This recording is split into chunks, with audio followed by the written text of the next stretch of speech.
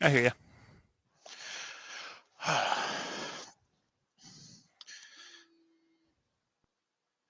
Hey, What's Siegfried, up, man? I apologize for this delay. I give a time frame, and then I run into all these all these barriers to get this thing working. Of course, and now of course I get the call from my work. Um, I'll ignore it for now. No sweat. I got like kind of a 10-minute acceptance zone between when people say things and when I expect them to happen. So it's all Uh, good.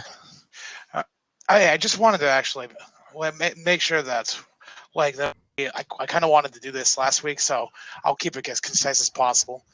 I do feel Sure. like that I did see that you've been getting a lot of comment threads with a lot of people.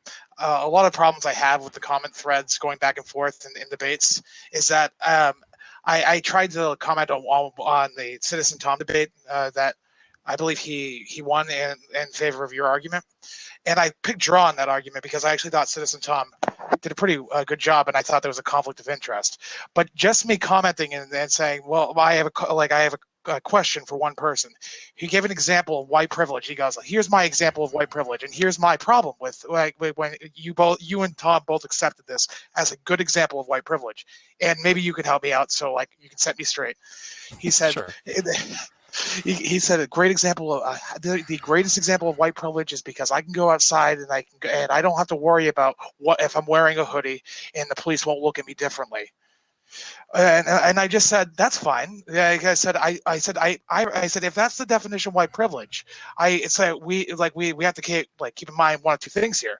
We're saying that we're saying being white has nothing to do with white privilege because you would accept that maybe a Japanese person also wouldn't have to worry about wearing a hood in that same circumstance. So are we saying that it's a necessary circumstance, right, to be discriminatory against one race, or is it a sufficient circumstance to just be discriminatory against one place? Because I feel like it's just way too vague at that point to be like that definition encompasses white privilege. And I said I think that the better definition, which already exists, is that is an example of discrimination based on race. That you're discriminating against a class of people. That's an action taken by an agency against individuals based on arbitrary skin characteristics. That's the only and the primary issue is when you say privilege, there's an indication or there's an assumption, right, that there's a some sort of inequality under the law, and that's my first logic. Okay, take it from there.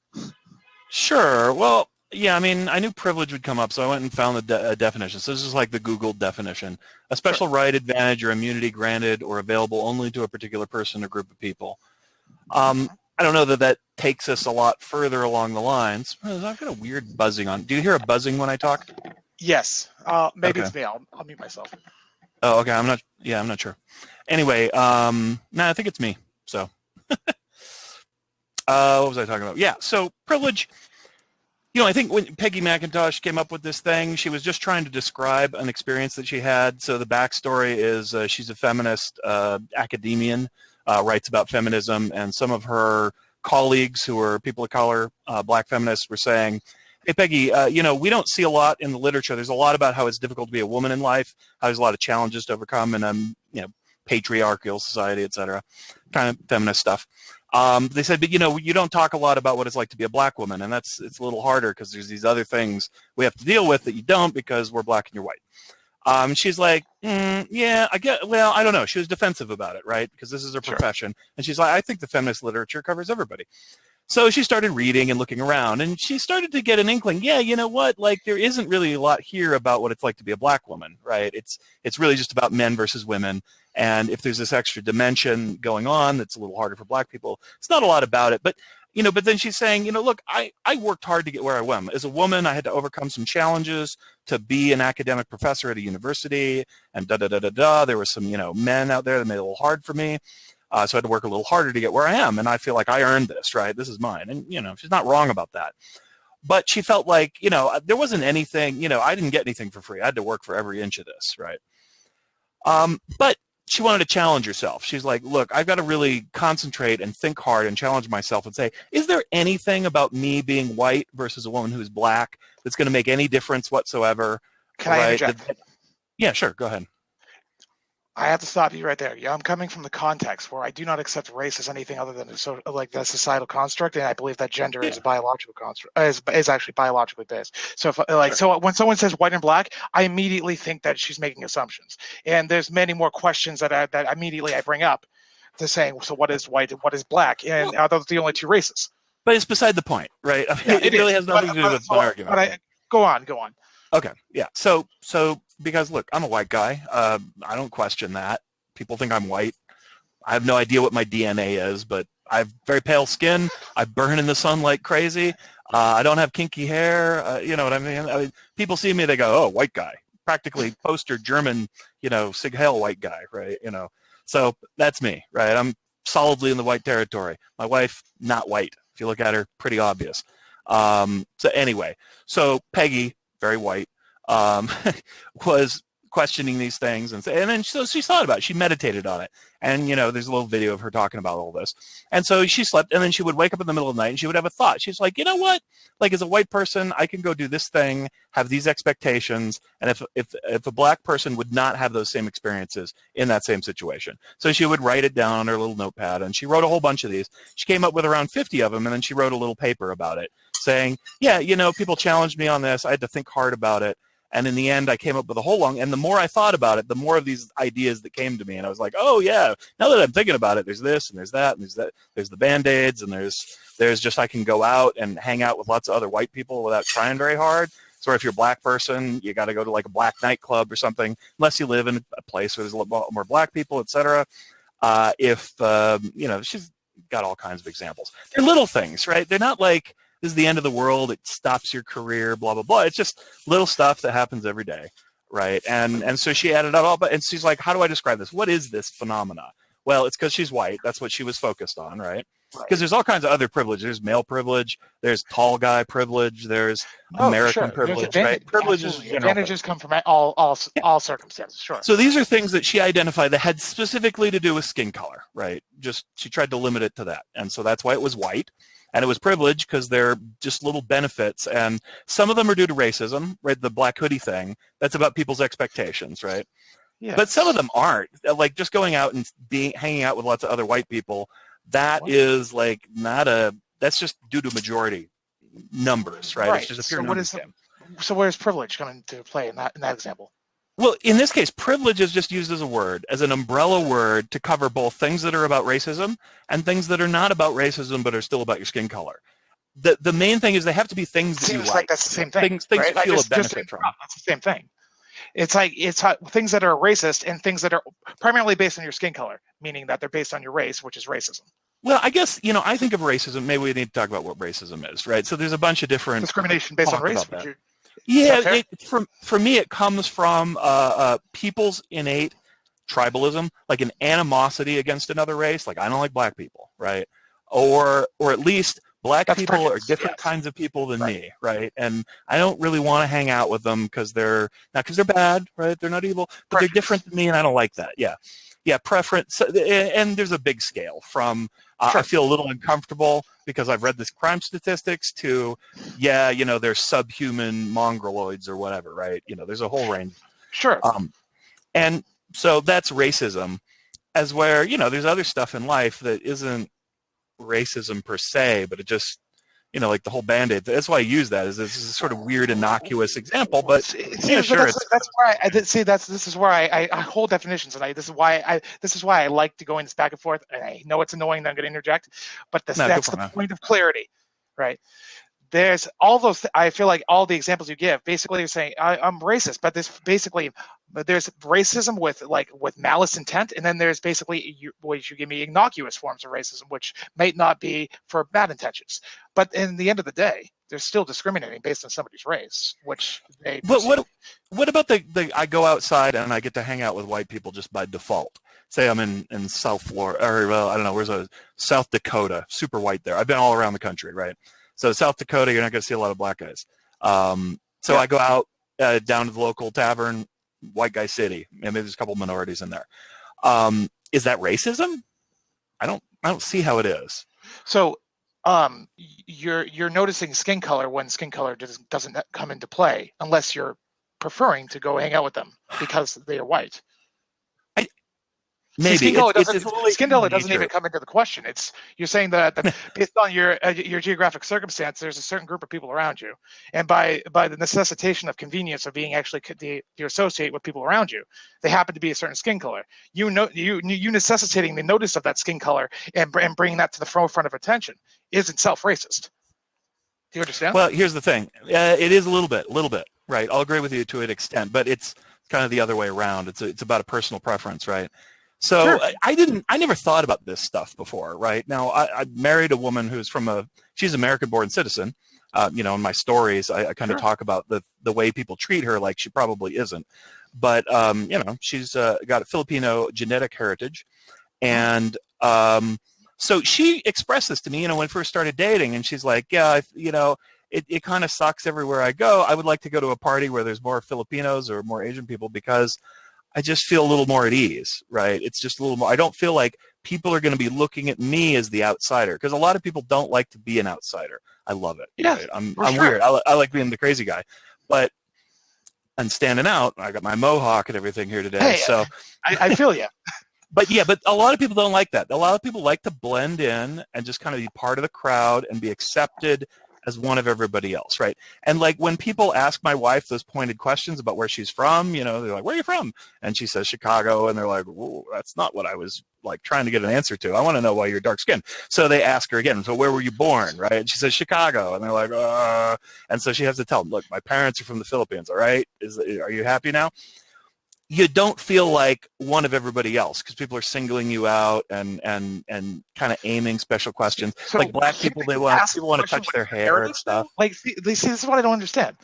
Yeah, You're just saying the question is, oh, cool. What's your heritage? It's not an offensive question. It's like if they say, oh, cool. So you're from Chicago?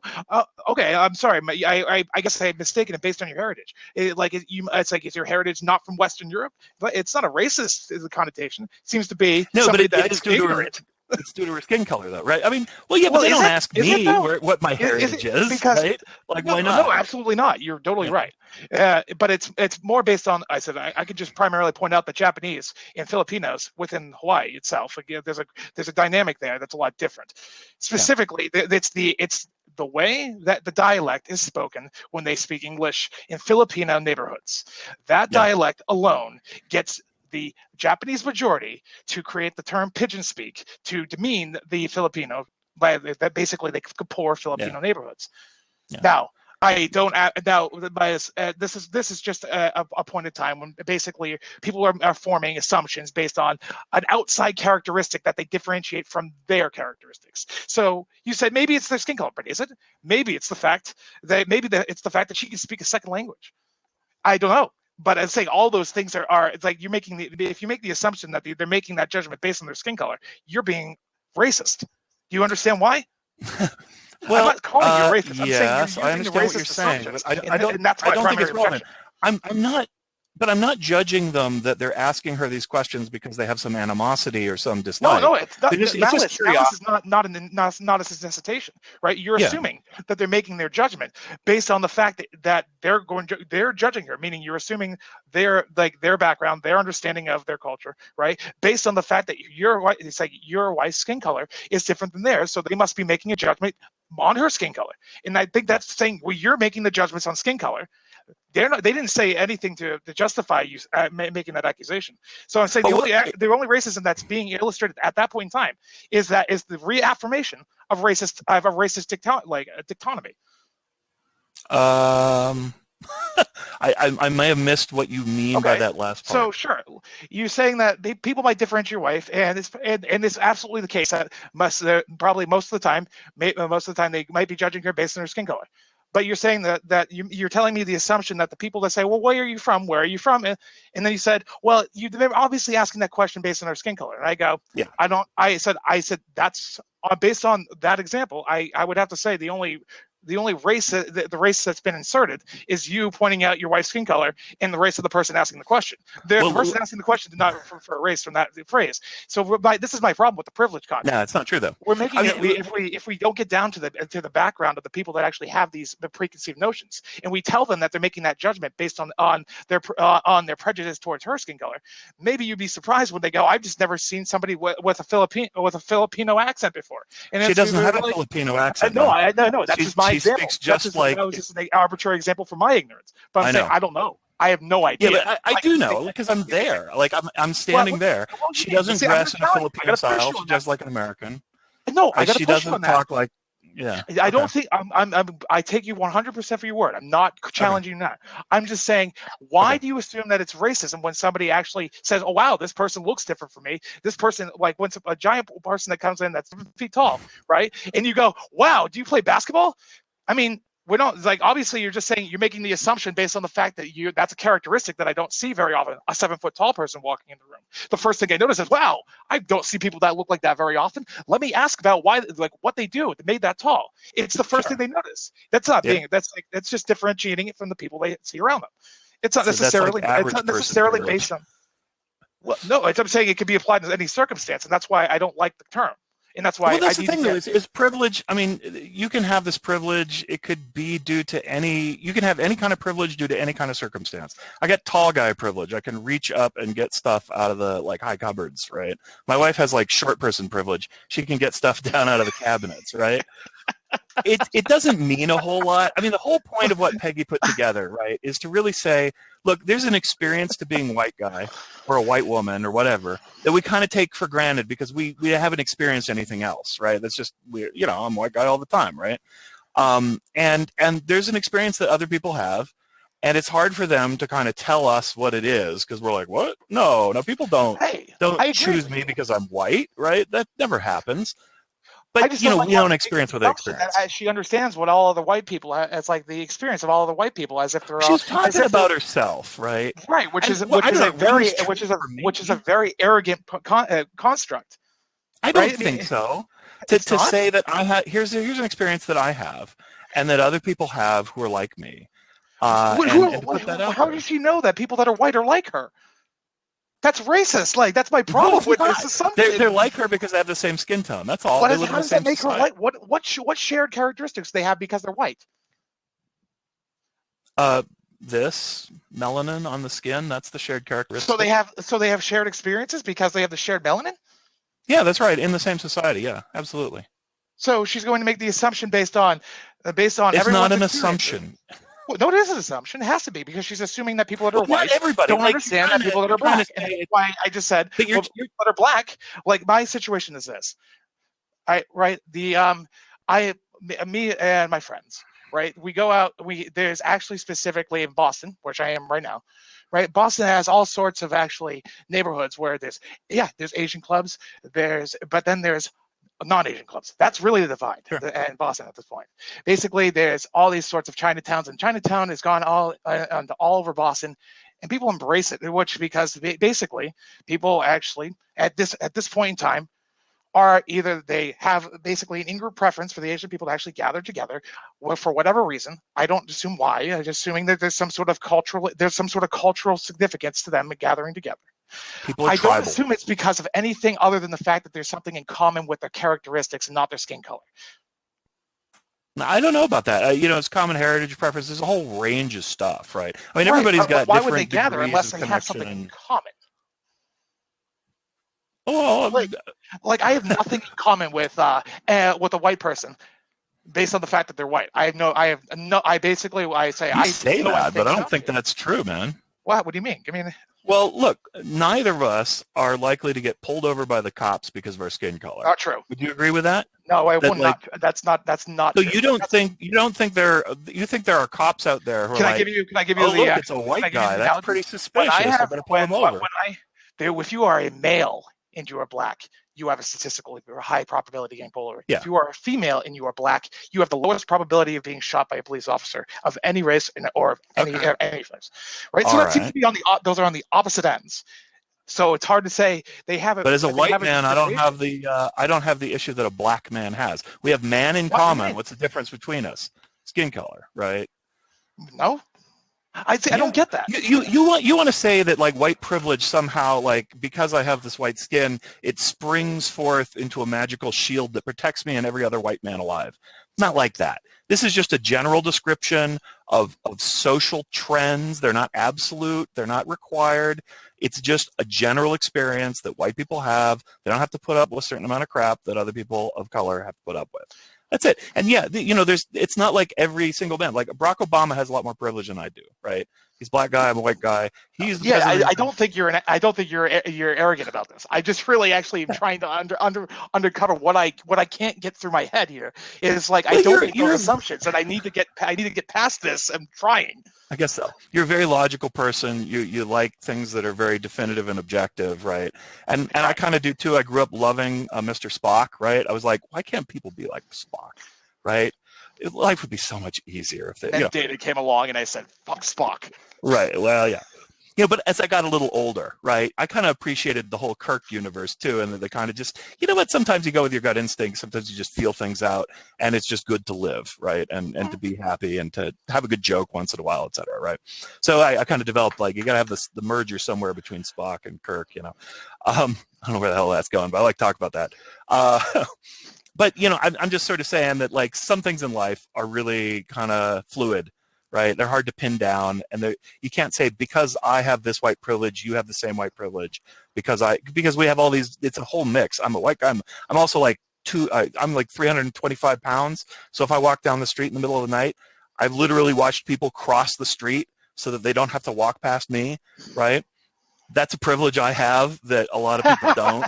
So, right, there's all kinds, so it's a huge mix, and so you can't take any one person and apply it evenly. I appreciate you elaborating on that. It's just basically the understanding of the word privilege. Basically, to me, was some sort of again affirmation at birth that I inherently share a characteristic with all of the people of that same kind of character. Yeah, no, it's more like you got a good chance at it.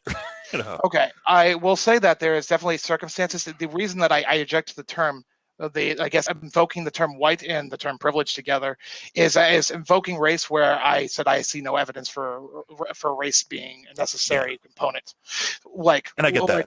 Give a slight example. I think I gave this to in my other thing with the same in my other debate with the same title. I understand that this was basically me crapping on the last debate title by saying white privilege is basically a dubious non-colloquial. But I pointed out that I've seen white people in Hawaii go up to homeless white people in Hawaii and berate them to the point where they are saying they have no excuse to be such useless human beings, and they are seriously yelling. I mean, a group yelling at a group of homeless people, telling them to get off their ass. And they're disgusting. And it's like they have no excuse, specifically because they're white. They have no excuse. And I said, that is pretty sick. And the term white privilege, right? Check your privilege. I agree.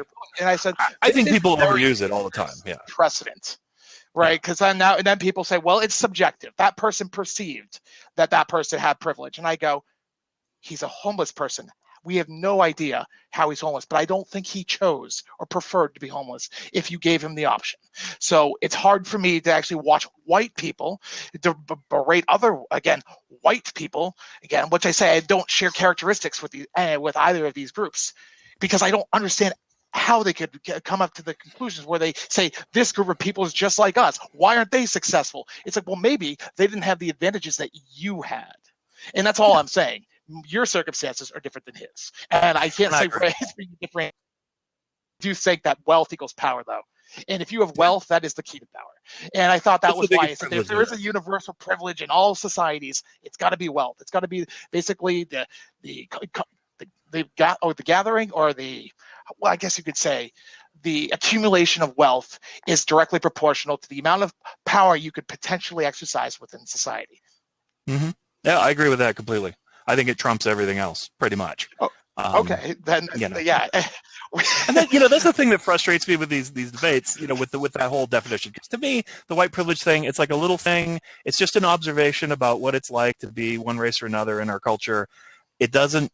The implication isn't that we get to judge everybody as good, bad, like deserving, undeserving. Man, I'm just not. I'm not big on judging people. I'll make specific judgments about specific situations, but like to judge somebody's life is just kind of arrogant as fuck, right? Hey, no, this has been. I completely understand. And I need to make note that when I push back and I sound intense, that is actually how I push back with the people that are closest to me, because I need to understand the underlying thought process at that moment, because then it's the only way that I can click. So please don't mistake my berating you as some sort of attack. It's not. I really am just trying to get to the bottom line of how we basically perceive the world here. So I think that you're reasonable. Yeah. I really do think that we can leave this debate and say, all right, you're not being disingenuous, and I feel like you can probably think that I'm not being disingenuous either. Yep, and I didn't think you were in our debate either. I was just sort of like, dude, like, you're not getting it. Because it was a competition debate, we can't sort of stop and have this sort of colloquial conversation because you're trying to win, right? You know, so like there's no incentive for us to reach a compromised position, which is why this is a little better, right, for that kind of thing, right? So that's cool. I don't mind losing debates, you know. Anybody who... How many did you win in a row, by the way? I'm just curiosity. Well, it depends on how you count. Like, I'm still in the September one, so if you go by month sequence, I'm still going, and I think I'm up to about 12 or so, or 10, 12. I'm not sure. I don't count them exactly. But you know, if you go in chronological sequence, then the October one breaks my win streak probably at around, I think, because there were 7 in the last tournament, so that would break me at about 8 or 9, something like that.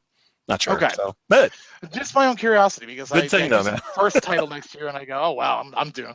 So, yeah, no, you got the win. So you know, I always think I win every debate I'm in, right? That's just me. But hey, judges judge. That's the official way it works. So so win or lose, right? So, all right, Siegfried, let's do this conversation in the future. Did you know, you did see that I did nominate you to be a judge, right? So just thank you. Yeah, so I am serious. I actually do feel like, especially when you're on the outside going in, you actually do assume best intentions of both parties. Going forward, I actually will renominate you to the Yaz. I will give him a personal phone call, make sure that, like, no, I'm serious. This is important. Wait, I think I have to not be in the tournaments to judge, though, is the problem. Yeah, that's true. That's got to be on your own point. And my wife is like, you need to make money if you're going to spend all this time on this site. So it's like, give me the money. So that's what I got to do. All right, Siegfried, I'll cut this debate short. Thanks so much. Cool. Thanks, man.